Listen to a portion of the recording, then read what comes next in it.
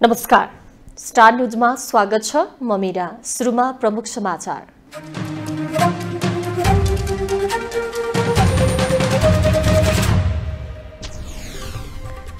रुसी सेनामा रहेका थप 3 नेपालीको मृत्यु। युक्रेनसँगको युद्धमा ज्यान गुमाउनेको संख्या 10 पुग्यो। विवादमा परे पनि सरकारका केही मन्त्री भएनन् टस्टको मस, न कार्यशैली सुधार न दिन्छन् राजीनामा। आफ्नो 4 महिने अभियान पूर्ण रूपमा सफल भएको माओवादी केन्द्रको दाबी, पार्टीमा उत्साहको सञ्चार भएको प्रतिक्रिया। त्रिविका उपकुलपति खुल्ला प्रतिस्पर्धाबाट नियुक्त गर्न चौतर्फी दबाव, बोली अनुसार प्रधानमन्त्री दाहालले चालेनन् कदम। र जापानको हानेदा विमानस्थलको रनवेमा 2वटा विमान ठोकिए, तटरक्षक विमानमा रहेका 5 जनाको मृत्यु।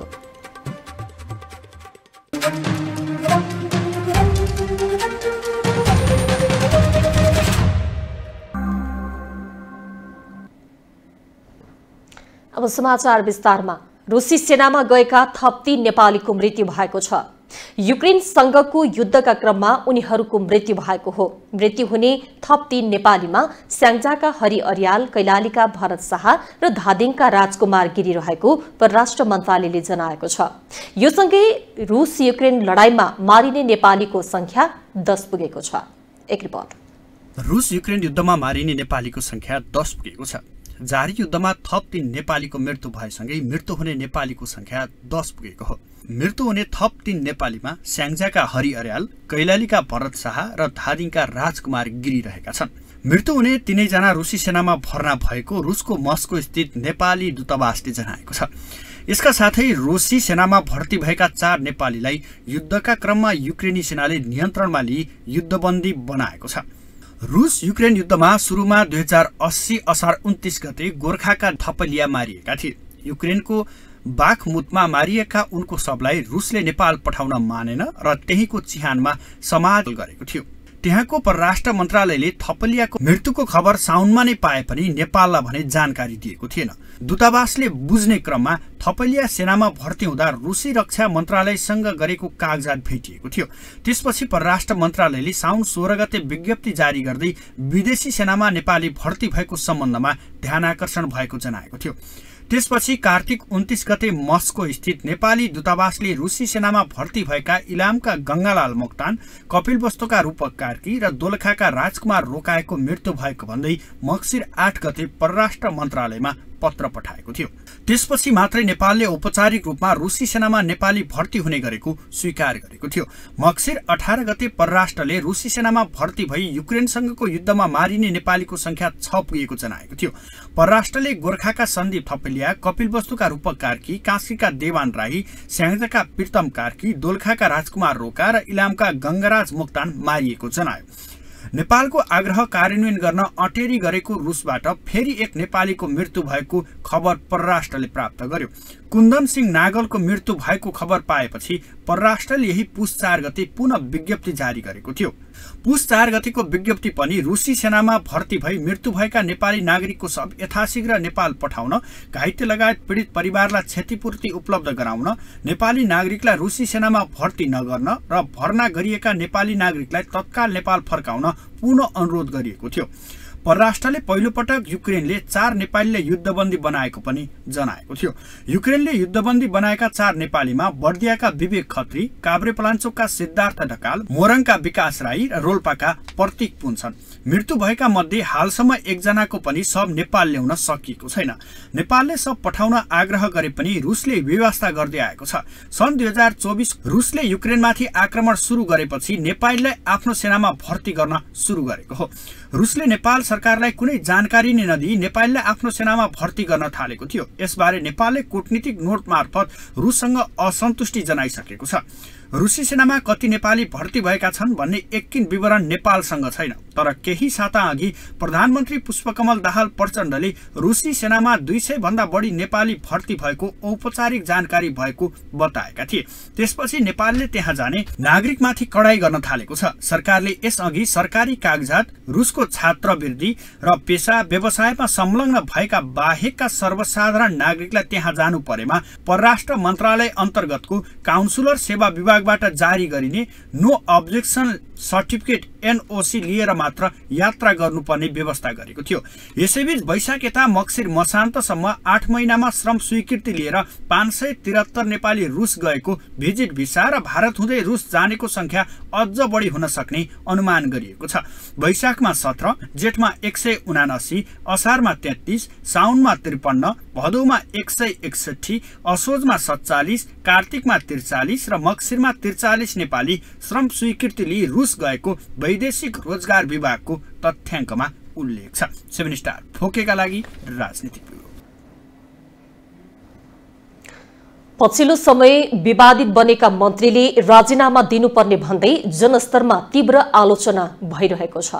यता प्रधानमन्त्रीले पनि कार्यशैलीमा खासै सन्तुष्ट नदेखि पदमा बसिरहनु उपयुक्त नहुने बताइरहनु भएको छ।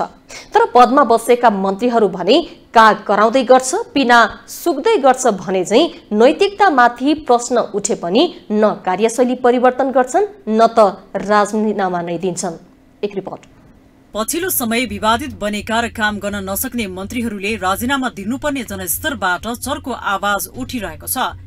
केही समय अगाडि संस्कृति पर्यटन तथा नागरिक उड्डयन मन्त्री सुदन किरातीले एउटा धार्मिक समूहको कार्यक्रममा बोल्दै नेपालमा क्रिस्चियन धर्मलाई मान्दिन भन्नेहरू संविधान विरोधी भएको र संविधान नमान्नेहरू देशद्रोही भएको भन्दै अभिव्यक्ति दिएका थिए। लगतै धार्मिक तथा साम्प्रदायिक द्वन्द निम्त्याउने काम पर्यटन मन्त्री किरातीले गरेको भन्दै जनस्तरबाट राजीनामाको माग गर्दै विरोध समेत भयो। तर मौन बसेका मन्त्री किरातीले न त माफी मागेको सुनियो न राजीनामाका लागि तयार भएको देखियो।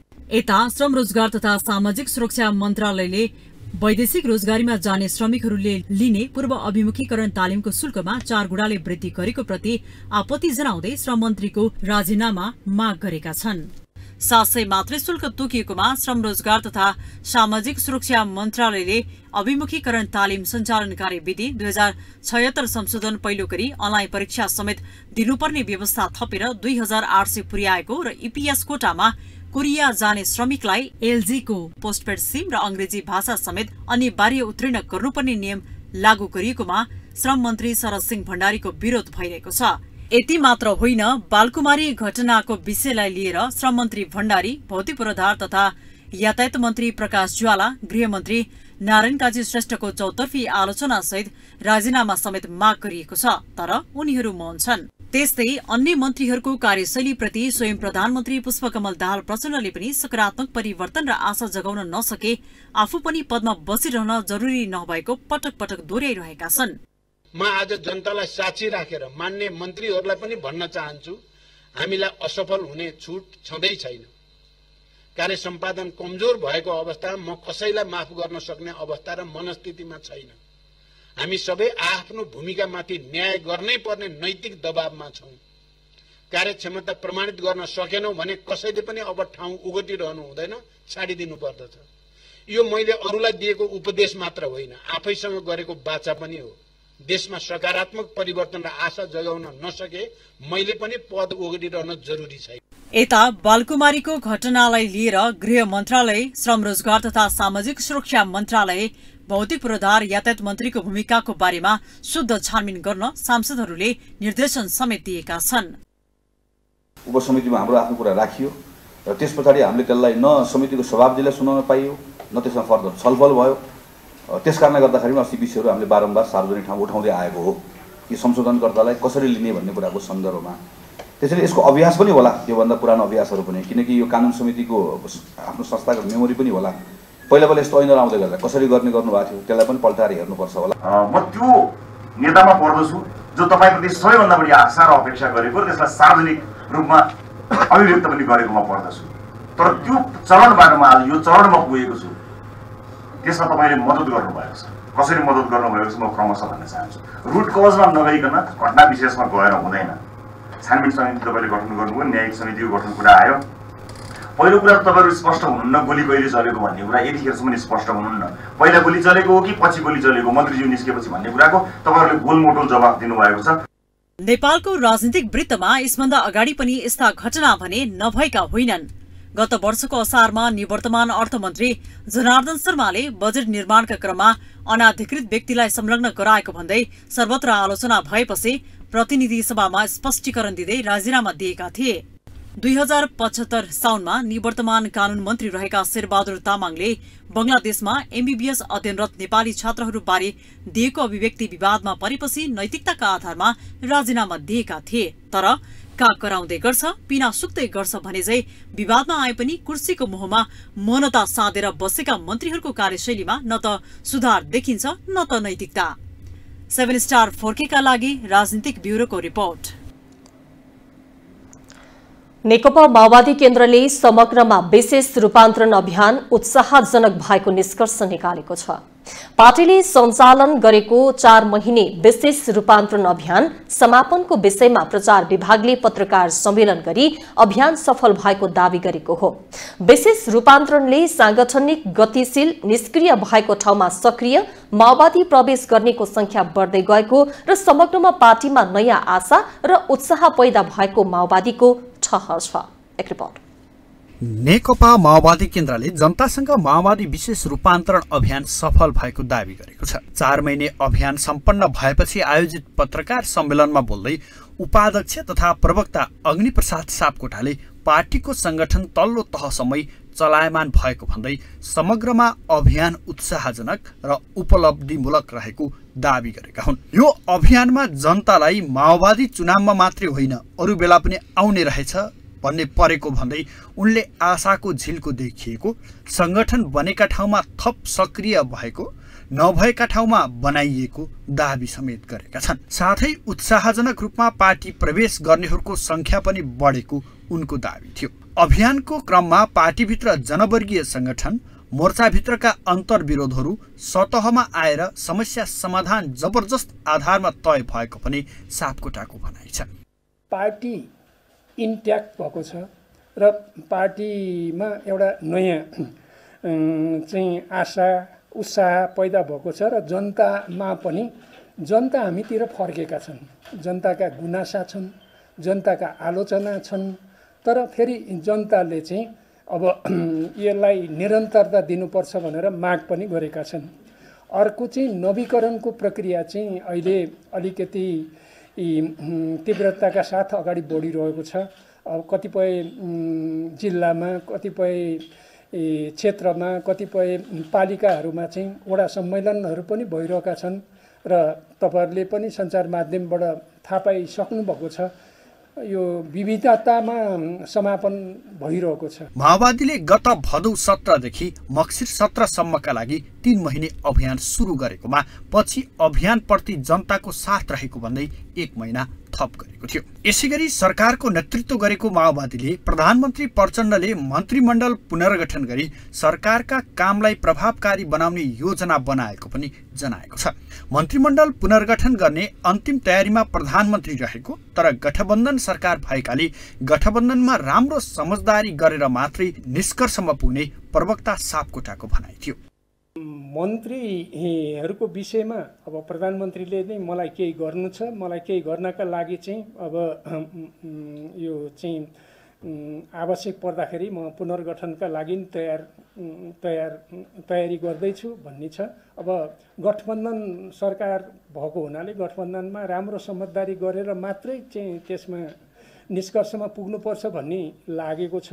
तर प्रधानमन्त्रीज्यूको चाहिँ अभिव्यक्तिले चाहिँ के भने उहाँ चाहिँ रिसफल गरेर भने पनि मन्त्रीहरूका कामलाई चाहिँ अगाडि बढाउनुपर्छ अथवा मन्त्री परिषदको सिङ्गो मन्त्री परिषदको कामलाई चाहिँ प्रभावकारी बनाउनुपर्छ भन्नेमा हुन्छ। त्यस्तै बालकुमारी घटना स्वाभाविक नभएको प्रारम्भिक निष्कर्ष निकालेको नेकपा माओवादी केन्द्रले जनाएको छ। यो घटना स्वाभाविक पनि नभएको बरु रहस्यमय भएको माओवादी केन्द्रको भनाइ छ। आयोग गठन भएको र विस्तृत रिपोर्ट आयोगले नै बाहिर ल्याउने भन्दै प्रवक्ता सापकोटाले विभिन्न बहानामा जनतालाई भड्काउने काम भइरहेको हुन सक्ने दाबी गरेका छन्। यसलाई चाहिँ गम्भीरतापूर्वक छानबिन पनि गर्नुपर्छ। यो विषयमा सबैले गम्भीरतापूर्वक अध्ययन गर्नुपर्छ, बुझ्नुपर्छ र अब लागेका कुराहरू चाहिँ आयोगलाई पनि हामीले सुझाव पनि दिन सक्छौँ, सबैतिर सुझाव दिन सक्छौँ। यो त्यति स्वाभाविक चिज छैन। अलि रहस्य जस्तो अलि चाहिँ उत्तेजना बढी फैलिने जस्तो त्यहाँ समग्र कुरा त आउन बाँकी नै छ। साथै प्रवक्ता सापकोटाले राष्ट्रिय सभा निर्वाचनमा नेकपा माओवादी केन्द्रले अवसर नपाएकालाई उम्मेद्वार बनाउने तयारी गरेको पनि जानकारी दिएका छन्। घाइते अपाङ्गता भएकाहरूलाई प्राथमिकता दिनुपर्ने मोटामोटी समझदारी बनेको पनि उनको भनाइ थियो। 7 स्टार फोकेका लागि राजनीतिक ब्युरो। माघ 11 गते राष्ट्रिय सभा निर्वाचनका लागि यति बेला दलहरू भागबन्दाका लागि तीव्र कसरतमा जुटेका छन्। मनोनयन दर्ता गर्ने मिति नजिकेसँगै सत्ता गठबन्धनभित्रका दलहरू सीट बाँडफाँडबारे भागदौडमा लागेका हुन्। यता एमाले पनि नेपाली कांग्रेससँग भागबन्दाका लागि छलफललाई तीव्र बनाएको छ। एक रिपोर्ट। माघ 11 गते हुने राष्ट्रिय सभा निर्वाचनका लागि यति बेला दलहरू भागबण्डा मिलाउन तीव्र कसरतमा जुटेका छन्। राष्ट्रपतिबाट मनोनित सहित 20 जना राष्ट्रिय सभा सदस्यको रिक्त हुने पदमा चुनावको मिति नजिकेसँगै राजनीतिक दलहरू सहमति जुटाउन तीव्र दौडधुप गरिरहेका छन्। मंगलबार माओवादी केन्द्र र कांग्रेसका शीर्ष नेताहरूबीच राष्ट्रिय सभा सदस्यका लागि छलफल भए पनि निष्कर्षविहीन जस्तै देखियो। बैठकमा कांग्रेसले 20 सीट मध्ये 10 सीट आफूले पाउनुपर्ने अडान राखेको छ। सत्ता गठबन्धनमा रहेका अन्य दललाई पनि भागबण्डा पुर्याउनु पर्ने र माओवादी केन्द्रले पनि आफ्नो अडान नछाड्दा सहमति भने जुट्न सकेको छैन। यता कांग्रेसभित्रै थप आन्तरिक सहमति जुट्न सकेको छैन। कांग्रेस सभापति शेरबहादुर देउवाले कृष्ण प्रसाद सिटौलालाई राष्ट्रिय सभाको अध्यक्ष बनाएर व्यवस्थापन गर्न खोजिरहेको बुझिएको छ। तर शेखर कोइराला पक्षका नेताहरूले भने कांग्रेस एक्लै लड्नुपर्ने बताएका छन्। गोपालमान श्रेष्ठ र विमलेन्द्र नीतिले पनि अध्यक्षमा चासो देखाएका छन्। यता नेकपा एमाले भने सत्ता गठबन्धनको सबै प्रदेशमा बलियो पकड रहेको थाहा पाएसँगै कांग्रेससँग छलफलमा जुटेको स्रोतले बताएको छ। एमालेका अध्यक्ष केपी शर्मा ओलीले कांग्रेसका सभापति देउवालाई 13 सीट लिएर आफूले 6 सीट राख्ने प्रस्ताव गरेको छ। तर सभापति देउवाले भने सहमति जनाएका छैनन्। निर्वाचनका लागि यही पुस 23 गते मनोनयन दर्ता गर्ने तालिका रहेकाले पनि राजनीतिक दलहरू भने सहमतिको प्रयास जुटाउने कसरतमा जुटिरहेका छन्। राष्ट्रिय सभा निर्वाचनका लागि प्रदेशसभा सदस्य, स्थानीय तहका प्रमुख, उपप्रमुख, अध्यक्ष र उपाध्यक्ष मतदाता हुनेछन्। गाउँपालिकाका अध्यक्ष र उपाध्यक्ष तथा नगरपालिकाका प्रमुख र उपप्रमुखको मतभार 18 तोकिएको छ। प्रदेशसभा सदस्यको मतभार भने 48 छ। हाल स्थानीय तहमा 15,006 मतदाताको 27,108 मतभार हुन्छ। प्रदेशसभाको 550 मतदाताको 26,400 मतभार रहेको छ, जसमा राष्ट्रिय सभा निर्वाचनको कुल 53,508 मतभार हुनेछ। 7 स्टार फोकेका लागि राजनीतिक ब्युरोको रिपोर्ट। राष्ट्रिय सभा नियमावलीको मस्यौदा तयार पारिएको छ। राष्ट्रिय सभाको भूमिकालाई सक्रिय, बलियो र प्रभावकारी बनाउने गरी मस्यौदा तयार पारिएको हो। राष्ट्रिय सभा नियमावली 2075लाई संशोधन गर्नका लागि राष्ट्रिय सभाले गठन गरेको राष्ट्रिय सभा नियमावली संशोधन मस्यौदा समितिले धेरै नै नयाँ प्रावधानलाई राख्दै सभाको भूमिकालाई सक्रिय, बलियो र प्रभावकारी बनाउने गरी मस्यौदा तयार पारेको छ। एक रिपोर्ट। राष्ट्रिय सभाको भूमिकालाई सक्रिय, बलियो र प्रभावकारी बनाउने गरी राष्ट्रिय सभा नियमावलीको मस्यौदा तयार पारिएको छ।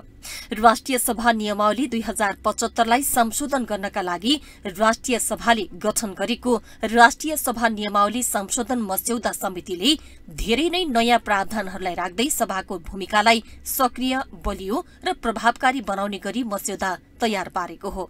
समितिको मंगलबार बसेको बैठकले मस्यौदामाथि दफावार छलफल गर्दै यसलाई अन्तिम रूप दिएको छ।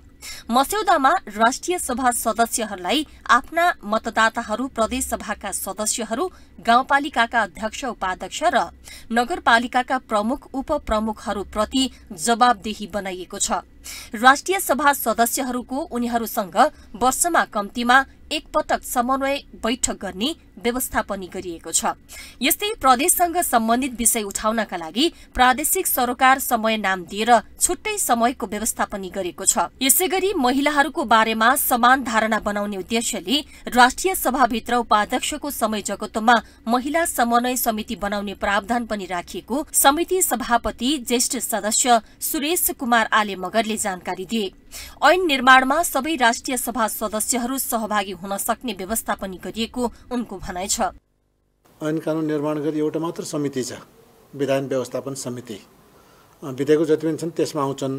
विधान व्यवस्थापन समितिका सदस्यहरू त त्यसमा सहभागी हुन्छन्, अरू समितिका सदस्यहरू त्यसमा सहभागी हुन पाउँदैनन् अथवा संशोधन हालेपछि मात्रै अथवा इच्छा लागेपछि मात्रै जान्छन्। हो त्यसैले यो ऐनको निर्माणमा सबै सहभागी हुने किसिमको एउटा व्यवस्था गरेका छौँ हामीले। मस्यौदा समितिले अन्य धेरै नयाँ प्रावधानहरूलाई पनि राखेको छ। राष्ट्रिय सभाका अध्यक्ष, उपाध्यक्ष र समिति सभापतिको पद रिक्त भयो भने 15 दिनभित्र निर्वाचन गरिसक्नुपर्ने व्यवस्था गरिएको छ। प्रदेश र स्थानीय तहसँग राष्ट्रिय सभालाई जोड्ने संयन्त्र पनि बनाइएको छ। संघीय संसद सचिवालयका सहायक प्रवक्ता दशरथ धमालाका अनुसार राष्ट्रिय सभाका अध्यक्ष, उपाध्यक्ष र प्रदेश सभाका सभामुख, उपसभामुख बीच समन्वय बैठक गर्ने अवधारणा पनि अघि सारिएको छ। यस्तै समितिका बीचमा पनि अर्को समन्वय गर्ने व्यवस्था पनि गरिएको उनको भनाइ छ। राष्ट्रिय सभा बैठकमा शून्य, विशेष र प्रादेशिक सरोकार समयको साथसाथै आकस्मिक समय पनि थप गरिएको छ। शून्य, विशेष, आकस्मिक समय र प्रादेशिक सरोकार समयमा उठेका विषयलाई मन्त्रीले 7 दिनभित्र जवाब दिनुपर्ने प्रबन्ध गरिएको छ। जरूरी सार्वजनिक महत्वको प्रस्ताव, संकल्प प्रस्ताव, ध्यानाकर्षण प्रस्तावहरू मार्फत आएका विषयलाई सम्बन्धित मन्त्रीले अनिवार्य रूपमा कार्यान्वयन गर्ने भन्ने प्रबन्ध गरेको सहायक प्रवक्ता धमालाले बताए। त्यसरी कार्यान्वयन गरेको विषय संकल्प प्रस्तावको 3 महिनाभित्र, अन्य प्रस्तावमा उठाएका विषय प्रत्येक 6 महिनामा कार्यान्वयन गरेर सभालाई प्रतिवेदन पेश गर्ने प्रबन्ध उल्लेख गरिएको छ। शून्य समय, विशेष समय, आकस्मिक समय, प्रादेशिक सरकारका समयमा उठेका विषयहरूलाई मन्त्रीले चाहिँ 5-7 दिनभित्र जवाफ दिनुपर्ने भन्ने अर्को प्रबन्ध गरेको छ। हुन त पहिले पनि यो थियो 5 दिनभित्र भनेको थियो। 5 दिनलाई चाहिँ अलि धेरै छोटो भयो, मन्त्रीले जवाफ दिन अलिक प्रभावकारी भएन कि भन्ने कुराहरू आएको हुनाले 1 हप्ताभित्र चाहिँ दिनुपर्छ भनेर 7 दिनको प्रबन्ध गरेको छ। अर्को एकदमै महत्त्वपूर्ण विषय भनेको प्रधानमन्त्रीसँगको प्रश्नोत्तर कार्यक्रमलाई राष्ट्रिय सभामा व्यवस्था गरेको छ। यो पहिले यस्तो व्यवस्था थिएन, यसलाई नयाँ व्यवस्था गरेको छ भने मन्त्रीहरूसँगको प्रश्न सम्बन्धी जुन कार्यक्रम थियो, प्रश्नोत्तर व्यवस्था थियो, प्रश्नोत्तर कार्यक्रम, त्यसलाई पनि अझ व्यवस्थित गरेर गएको छ। यसैगरी सभाले गरेका निर्देशन तथा रुलिङहरू अनिवार्य रूपमा कार्यान्वयन गर्ने विधायन व्यवस्थापन समितिले दफावार छलफलका लागि प्राप्त भएको विधेयक 6 महिनाभित्र दफावार छलफल गरेर सभामा प्रतिवेदन पेश गरिसक्नुपर्ने पनि व्यवस्था गरिएको छ। मस्यौदामा गैर सरकारी विधेयकलाई पनि प्राथमिकतामा राखिएको जनाइएको छ। राष्ट्रपतिबाट कुनै विधेयकमाथि पुनर्विचार गर्न फिर्ता आएमा फिर्ता आएको विधेयकमा पुनर्विचारका लागि प्रस्ताव गरिएका विषयहरूमाथि विधायकी प्रक्रिया अनुरूप नै ती बुदाहरूमा छलफल गर्ने, संशोधन प्रस्ताव राख्न सक्ने व्यवस्था पनि गरिएको छ। यस्तै समितिको काममा दोहोरोपना नहुने व्यवस्था पनि गरिएको छ। समिति सभापतिको रूपमा कम्तीमा सहसचिव तह राजपत्राङ्कित प्रथम श्रेणीको कर्मचारी हुनुपर्ने पनि मस्यौदामा प्रावधान राखिएको छ। मस्यौदामा सरकारले बनाउने प्रत्यायोजित विधायन राष्ट्रिय सभा सदस्यले यथासमयमा पाउनुपर्ने कुराको उल्लेख पनि गरिएको छ। सभामा कुनै समितिको प्रतिवेदन अथवा प्रस्तावमाथि छलफल हुँदा छलफलमा उठेका विषयहरूको सम्बन्धमा एकभन्दा बढी मन्त्रीका विषय आकर्षित हुने देखिएमा एकभन्दा बढी मन्त्रीले पनि जवाब दिनुपर्ने प्रबन्ध गरिएको छ। मस्यौदा तयार भएपछि समितिले राष्ट्रिय सभाका अध्यक्ष, उपाध्यक्ष, समिति सभापतिहरू, दलका नेता र सचेतकहरूसँग मस्यौदामाथि छलफल गर्नेछ भने विज्ञहरूसँग पनि सुझाव लिनेछ। त्यसपछि प्रतिवेदन राष्ट्रिय सभामा पेश हुनेछ र संसदीय प्रक्रिया अनुरूप नियमावली पारित गरिनेछ। 7 स्टार 4K का लागि राजनीतिक ब्युरो। अब केही बेर विश्राम।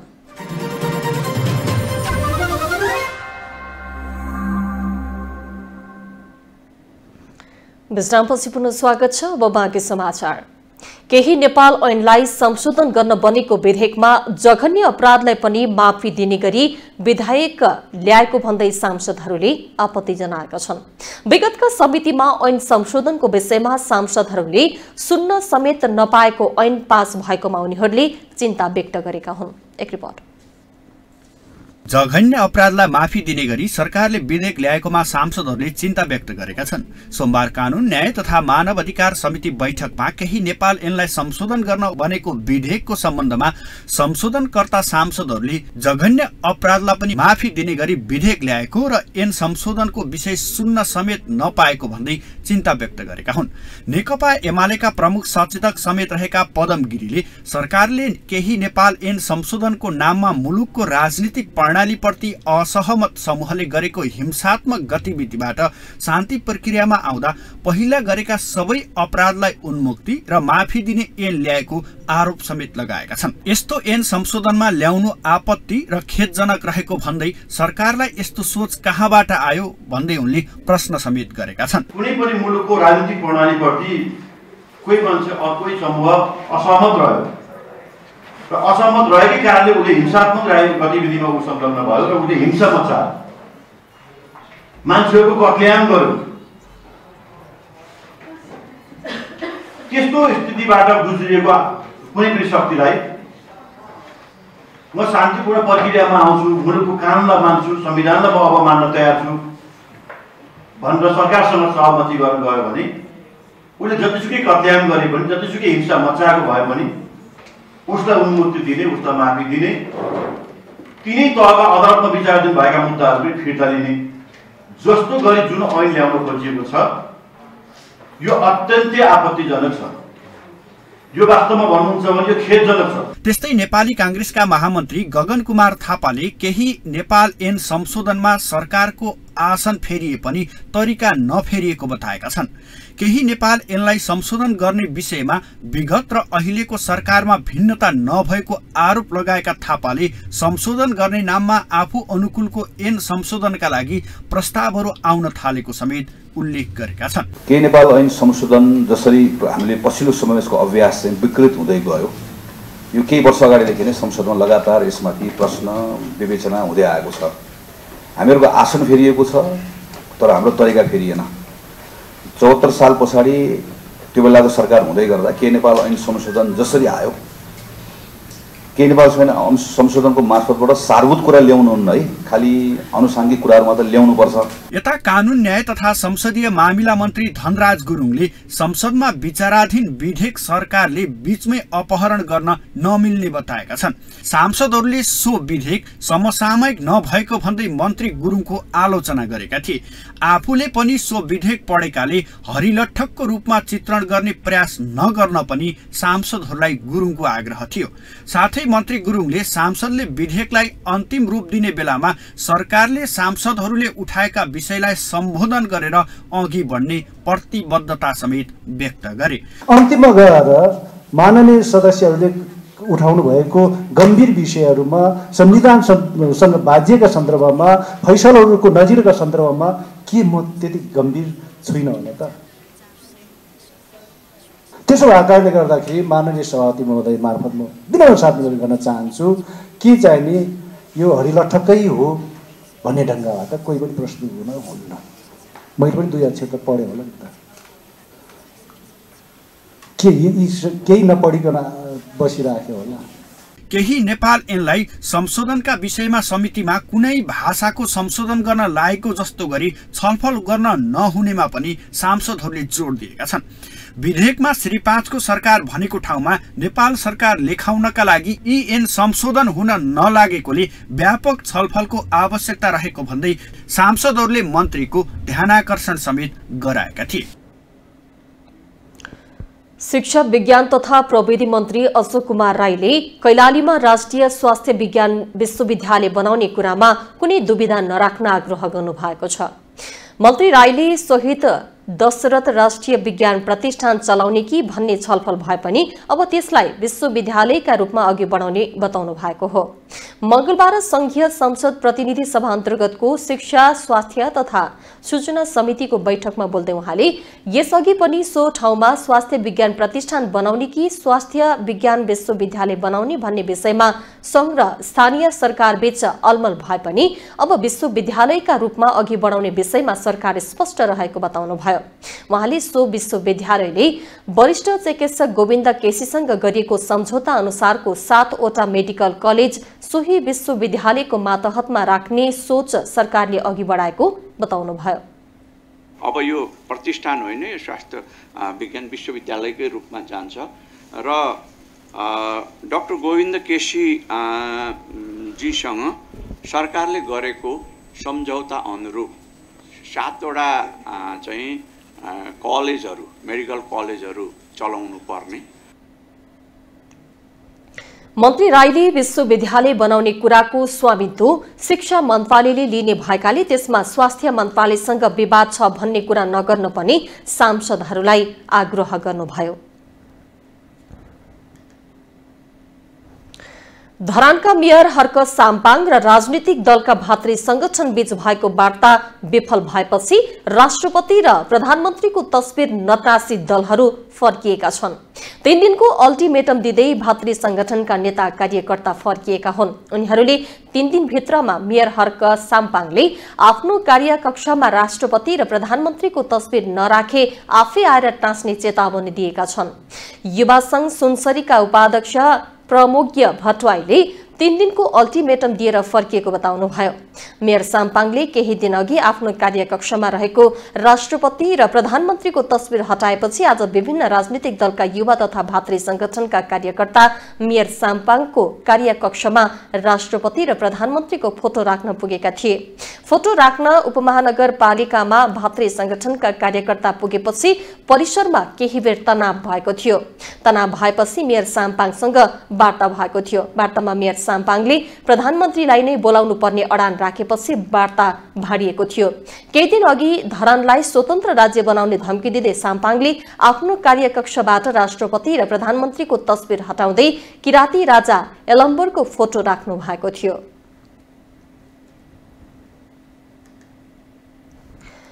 त्रिभुवन विश्वविद्यालयको उपकुलपति योग्यता, दक्षता र अनुभवमा आधारित खुला प्रतिस्पर्धाबाट नियुक्त गर्न चौतर्फी दबाव बढेको छ। तर लामो समयसम्म पनि त्यसलाई सम्बोधन गर्न सरकारले सकिरहेको छैन। प्रधानमन्त्री पुष्पकमल दाहालले त्रिवीको उपकुलपति जोसुकै योग्य व्यक्ति बन्न सक्ने बताए पनि नियुक्ति दिन सक्नु भएको छैन। उपकुलपति रिक्त हुँदा त्रिवी लथालिङ्ग भएको र खुला प्रतिस्पर्धाबाट नियुक्त गर्नुपर्नेमा सबैको जोड छ। नेवी संघले त त्रिवी सुधार र खुला प्रतिस्पर्धाबाट उपकुलपति नियुक्तिको माग गर्दै अभियान नै चलाएको छ। एक रिपोर्ट। त्रिभुवन विश्वविद्यालयको उपकुलपति नियुक्त गर्न भएको ढिलालाई लिएर चौतर्फी आलोचना मात्र भएको छैन, शिक्षा क्षेत्रको राजनीतिक पनि उजागरण भएको छ। राजनीतिक दलहरूले विश्वविद्यालयलाई राजनीति गर्ने थलोको रूपमा प्रयोग गरेको हुँदा लामो समयदेखि उपकुलपति नियुक्त गर्दा समेत दलीय भागभण्डा देखिएकाले विश्वविद्यालयमा राजनीतिक भागभण्डा अन्त्य गरी उपकुलपति नियुक्त गर्नुपर्ने चौतर्फी रूपमा माग पनि भइरहेको छ। विश्वविद्यालय रितिँदै जान थालेको अवस्था दलहरूको स्वार्थले शिथिल बन्दै विश्वविद्यालयको उपकुलपति नियुक्त गर्न र राजनीतिक छायाबाट बाहिर राख्न दबाव पनि आएको छ। यसैबीच नेपाल विद्यार्थी संघ केन्द्रीय समितिले विश्वविद्यालय सुधारको माग गर्दै दबावमूलक कार्यक्रम गरेको छ। मंगलबार परीक्षा नियन्त्रण कार्यालय बल्खुमा राजनीतिक भागभण्डाको अन्त्य गरी स्वच्छ प्रतिस्पर्धाबाट उपकुलपति लगायतका पदाधिकारी तत्काल नियुक्त गर्न, प्रधानमन्त्री कुलपति रहने व्यवस्थाको पुनरावलोकन, परीक्षा नतिजा प्रकाशन, सर्टिफिकेट वितरण लगायतका सबै खाले ढिलासुस्तीको अन्त्य गरी शिक्षा प्रणाली गुणस्तरीय बनाउनु पर्ने, विश्वविद्यालयलाई डिजिटलाइजेसन गर्नुपर्ने लगायतका माग गर्दै दबावमूलक कार्यक्रम गरेको हो। नियन्त्रण कार्यालयलाई व्यवस्थित गर्ने, यसलाई डिजिटलाइज गर्ने, यसलाई ट्रान्सपेरेन्ट गर्ने, यसलाई तपाईको चाहिँ समय अनुकूल चलाउने र परीक्षा नियन्त्रण कार्यालयमा जुन ढिलासुस्ती भइरहेको छ विद्यार्थीहरूलाई त्यो अनलाइन सिस्टम मार्फत सहज ढङ्गबाट सञ्चालन गर्ने र त्यो सँगसँगै आज विश्वविद्यालयको उपकुलपतिको पद खाली भएको अवस्था छ। त्यो सँगसँगै विश्वविद्यालयको रजिस्टर पद पनि खाली भएको अवस्था छ र आज 3 महिनाको म्याद दिएर सम्माननीय प्रधानमन्त्रीज्यूले सम्पूर्ण कार्यभार अहिले हाम्रो कार्यवाहक रेक्टर सरलाई सुम्पिएको अवस्था छ। तर त्यो हुँदा पनि आज पठन पाठनको स्थिति, शिक्षा प्रणाली, समयमै परीक्षा र नतिजा प्रकाशन नहुने लगायत विद्यार्थीका आशा अनुरूपको अध्ययन नहुने समस्या रहेको छ। क्षमतावान व्यक्ति विश्वविद्यालयको नेतृत्वमा पुग्नुपर्ने हो, तर त्यसो हुन सकेको छैन। राम्रा व्यक्ति नेतृत्वमा नपुगेका पनि होइनन्। राम्रो नेतृत्वलाई पनि काम गर्ने वातावरण हुन सकेन। राजनीतिक हस्तक्षेपका कारण राम्रो नेतृत्वले काम गर्न सकेन। कतिपय नेतृत्वले विश्वविद्यालयलाई राम्रो बनाउन भन्दा पनि राजनीतिक पार्टी राम्रो बनाउन लागि परेको देख्न सकिन्छ। उच्च शिक्षा हासिल गर्ने करिब 80% भन्दा बढी विद्यार्थीहरूले त्रिभुवनलाई रोज्ने गरेको अवस्थामा आज त्रिभुवन विश्वविद्यालय सहित त्यहाँ यसका आङ्गी क्याम्पसहरू राजनीतिक भागबण्डको कारणले गर्दा भिसी रेक्टर र रजिस्ट्रार सहित सामान्य एउटा क्याम्पसमा क्याम्पस चिफ नियुक्तिका मात्र होइन, एउटा सामान्य एउटा कर्मचारी नियुक्तिमा पनि जसरी राजनीतिक भागबण्ड गरिँदैछ, त्यसले गर्दा हाम्रो इन्स्टिट्युसनहरू एकदमै थलथलो बनिसकेको अवस्था छ। र यो अवस्थाबाट मुक्त गरेर एउटा समग्र रूपमा शैक्षिक जनशक्ति उत्पादन गर्ने कार्यमा त्रिभुवन विश्वविद्यालयलाई अगाडि बढाउनको निमित्त विश्वविद्यालयमा सिप ज्ञान उत्पादनका साथै अध्ययन, अनुसन्धान, खोजी र चिन्तन गर्नका लागि जाने हो, राजनीति गर्न होइन। तर विद्यार्थी नै विश्वविद्यालयमा तालाबन्दी, हडताल लगायतका आन्दोलनमा उत्रिन्छन्। यसका कारण विश्वविद्यालयले काम गर्न सकेको छैन। देशलाई ध्वस्त बनाउने हो भने अस्त्रको प्रयोग गर्नु पर्दैन। विश्वविद्यालयमा राजनीतिक थाल्यो भने देश सकिन्छ। नेपालमा भएको पनि त्यही हो। राजनीतिले गर्दा विश्वविद्यालयबाट ज्ञान उत्पादन हुन सकेको छैन। 7 स्टार 4K का लागि क्यामेरामा सुजन अधिकारीका साथमा सुस्मिता कार्कीको रिपोर्ट। अब पालो जनता के भन्छनको।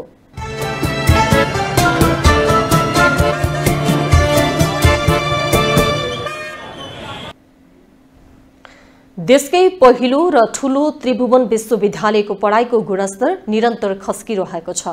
विश्वविद्यालयमा पढाइ भन्दा राजनीति बढी, खस्किदो गुणस्तर र बढ्दो राजनीतिका कारण कतिपय विषयमा विद्यार्थी नै नभएको अवस्था छ। यसै सन्दर्भमा जनता के भन्छनमा आज हामीले सर्वसाधारणसँग सोधेका छौं, त्रिभुवनमा पढाइको गुणस्तर बढाउन के गर्नुपर्छ? हेरौं उनीहरूको जवाफ जस्ताको त्यस्तै। सबभन्दा पहिले योग्य र सक्षम व्यक्ति, त्यो पनि खुला प्रतिस्पर्धाबाट त्रिभुवन विश्वविद्यालयमा उपकुलपति र पदाधिकारीहरूको नियुक्ति गरिनुपर्छ। त्यहाँबाट नै त्रिभुवन विश्वविद्यालयको गुणस्तर पनि सुधार हुन्छ र यी कुराहरू सुध्रिन्छन् भन्ने मलाई लाग्छ। जुन हाम्रो विश्वविद्यालयको जुन हिजोको हिस्ट्रीलाई फेरि अझ यहाँको गरिमालाई, अझ यहाँको चाहिँ त्रिभुवन विश्वविद्यालयको यो क्षमतालाई, अझ गुणस्तरलाई अझ बढाउनको लागि चाहिँ यहाँ खुला प्रतिस्पर्धाबाट चाहिँ यहाँको चाहिँ पदाधिकारीहरू नियुक्ति गर्नुपर्छ भन्ने हो र यहाँको आजको आन्दोलनको मुख्य उद्देश्य पनि त्यही हो। यो काठमाडौँ उपत्यकामा रहेको केन्द्रीय क्याम्पस नेपालकै जेठो विश्वविद्यालय अहिले विश्वविद्यालयमा विभिन्न प्रकारका सामाजिक विकृति, विसङ्गति, अन्याय, चरम लापरवाही, व्यथिति र सुशासनको कमी, अपारदर्शिता र सामाजिक जवाफदेहिताको कमीको कारणले नै र विधिको शासनको कमीको कारणले नै यस्ता समस्याहरू चाहिँ विश्वविद्यालयमा आइरहेका छन्। शिक्षाको सुधारका लागि हामीले त भनिराखेको के हो भन्दाखेरि संघीयता आइसकेपछि संघीय शिक्षा ऐन जारी हुनुपर्छ र त्यो शिक्षा ऐनमा रोजगारमूलक स्किल्ड म्यान पावर जन्माउने किसिमको शिक्षा प्रणाली अवलम्बन गरिनुपर्छ भन्ने हाम्रो भनाइ थियो। त्यो भएको छैन, हुनुपर्छ भन्ने हाम्रो माग हो। प्राध्यापकले समयमा आफ्नो समयलाई सही सदुपयोग नगरी जिम्मेवारी वहन काम नगरेर अन्य कुराहरूमा ध्यान दिएको कारणले र विद्यार्थीहरूले सही समयमा आफूलाई लगनशील दिएर अगाडि नबढेको कारणले दुवै पक्षबाट अलिकति कमजोरी देखिन्छ। अब आर्थिक समाचार।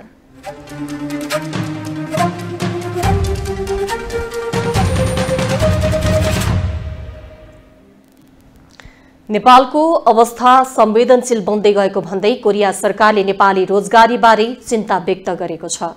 श्रम, रोजगार तथा सामाजिक सुरक्षा मन्त्रालयका सचिव केशव प्रसाद भण्डारीसँग आज भएको भेटमा नेपालका लागि कोरियाली राजदूत पार्क टी योङले गएको शुक्रबार भएको घटनामा ज्यान गुमाएकालाई श्रद्धाञ्जली दिनुभएको छ। सँगै उहाँले नेपाललाई कोरियाले प्राथमिकतामा राख्दा राख्दै पनि यहाँको अवस्था संवेदनशील बनेको भन्दै चिन्ता व्यक्त गर्नुभएको मन्त्रालयले जनाएको छ। स्रोत देशमध्ये नेपाललाई बढी प्राथमिकतामा राखिएको र यहाँबाट बढी कामदार लैजाने प्रयास गर्दा उल्टै आन्दोलन हुँदा आफूहरू चिन्तित रहेको र यो विषय टुङ्ग्याउन छलफलमै रहेको राजदूत योङले बताउनु भएको थियो। अन्य देशबाट कम संख्यामा कामदार कोरिया जाँदा गएको वर्ष नै नेपालबाट 21,000 जनालाई लिएको स्मरण गराउँदै राजदूत योङले नेपाललाई प्राथमिकतामा राखेको विषय नेपाली युवाले बुझ्नुपर्ने बताउनु भएको थियो। तर नेपालीले कोरियामा पुगेर पनि आन्दोलन गर्ने र यहाँ पनि मान्छेको ज्यानै जाने गरी आन्दोलन गर्नु गम्भीर विषय भएको भन्दै नेपाल कोरिया सम्बन्धमा खलल आउन नदिन सचेत बन्नुपर्ने बताउनुभयो।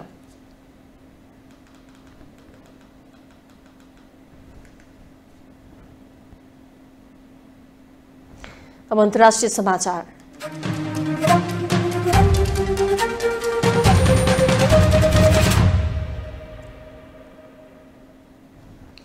जापानको हानेदा विमानस्थलको रनवेमा 2वटा विमान ठोकिँदा तटरक्षक विमानमा रहेका 6 मध्ये 5 जनाको ज्यान गएको छ। विमानस्थलमा अवतरणका क्रममा जापान एयरलाइन्सको विमान रनवेमा रहेको तटरक्षक विमानमा ठोकिँदा 2वटै विमानमा आगलागी भएको थियो। आगलागीपछि जापान एयरलाइन्समा रहेका 379 यात्रु र चालक दलका सदस्यलाई सुरक्षित रूपमा बाहिर निकाले पनि तटरक्षक विमानका 5 जनाको ज्यान गएको बीबीसीले जनाएको छ। विमान ठोकिएर लागेको आगो 2 घण्टासम्म पनि अग्नि नियन्त्रकले निभाउन सकेका छैनन्। अहिले हानेदा विमानस्थलबाट हुने सबै उडान स्थगित गरिएका छन्। अब खेल समाचार।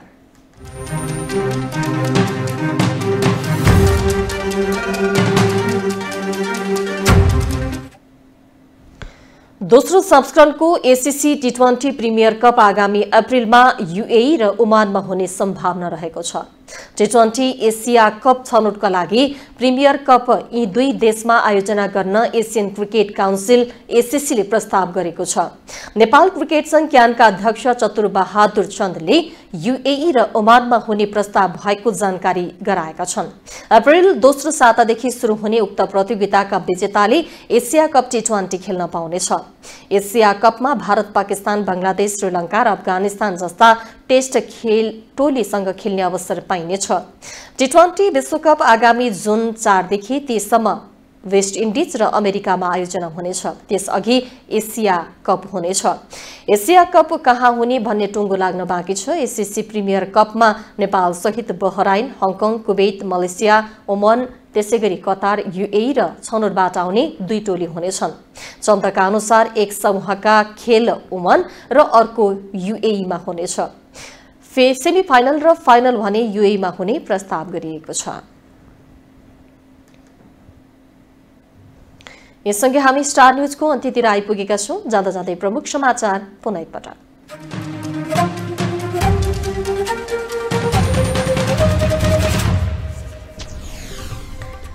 रुसी सेनामा रहेका थप 3 नेपालीको मृत्यु। युक्रेनसँगको युद्धमा ज्यान गुमाउनेको संख्या 10 पुग्यो। विवादमा परे पनि सरकारका केही मन्त्री अझै टसको मस भएनन्। कार्यशैली न सुधार न दिन्छन् राजीनामा। आफ्नो 4 महिने अभियान पूर्ण रूपमा सफल भएको माओवादी केन्द्रको दावी। पार्टीमा उत्साहको सञ्चार भएको प्रतिक्रिया। त्रिविका उपकुलपति खुला प्रतिस्पर्धाबाट नियुक्त गर्न चौतर्फी दबाव। बोली अनुसार प्रधानमन्त्री दाहालले चालेनन् कदम। र जापानको हानेदा विमानस्थलको रनवेमा 2वटा विमान ठोकिए। तटरक्षक विमानमा रहेका 5 जनाको मृत्यु।